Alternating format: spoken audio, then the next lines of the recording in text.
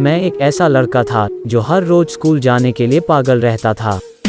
इसलिए नहीं कि मैं पढ़ाई में बहुत अच्छा था, बल्कि इसलिए क्योंकि मैं अभी अभी अपने पहले प्यार के दर्द से उभर रहा था और मुझ में अकेले रहने की ताकत नहीं बची थी, क्योंकि जब भी मैं अकेले में होता मुझे वो प्यार और उस प्यार में मिला दर्द ही याद आता था। यही कारण था कि मैं अपने आप से भी नहीं मिलना चाहता था। मैं हर रोज क्लास करने वाला लड़का था। न जाने क्यों उस दिन क्लास करने गया ही नहीं। बस दिल ने कहा यार आज नहीं जाते हैं, और मैंने दिल की बात सुन ली। लेकिन अगले दिन जैसे ही मैं वहाँ पहुँचा, मेरे दोस्तों ने बताया यार जब कल तू नहीं आया था तो हमारे क्लास में बहुत ही खूबसूरत लड़की आई थी।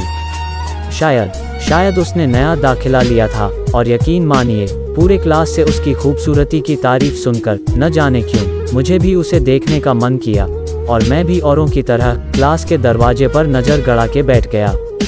लगभग 1 घंटे के इंतजार के बाद वो अपने फ्रेंड के साथ आई और बड़े प्यार से बोली, मैम मे आई कम इन।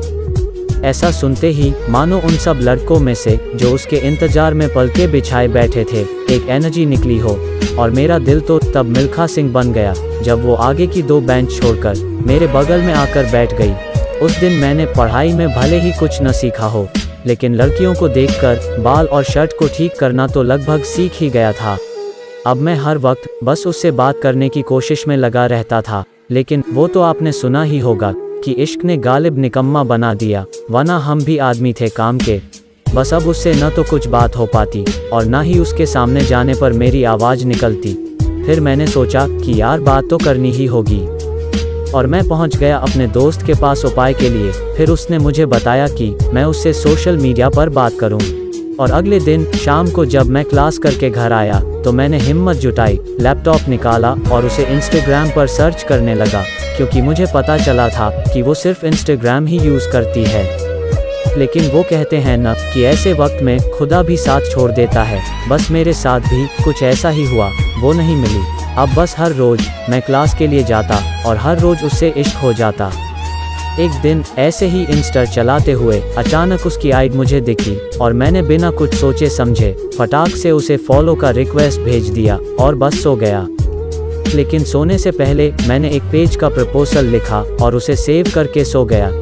जब मैं अगले दिन उठा तो मैंने इंस्टा खोला और देखना चाहा कि उसने मेरा रिक्वेस्ट एक्सेप्ट किया या नहीं, लेकिन मैंने देखा कि उसकी आईडी मुझे नहीं मिल रही है। और फिर घंटों परेशान होने के बाद पता चला कि उसने मुझे ब्लॉक नाम के शब्द से घेर दिया है। उस दिन मुझे बहुत दुख हुआ और मैंने फैसला किया कि मैं इसका कारण जाने बिना उसे नहीं छोड़ने वाला, और मैं क्लास के लिए निकल गया।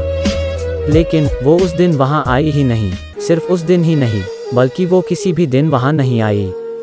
सब ने अपनी क्लासेज ख़त्म की और आगे की तैयारी में लग गए, और मैंने भी इश्क करना छोड़ दिया था। लेकिन मैं बस उसे इतना बताना चाहता था कि मैं उससे कितना प्यार करता हूँ। और एक दिन अचानक उसका मैसेज आया, हेलो कैसे हो।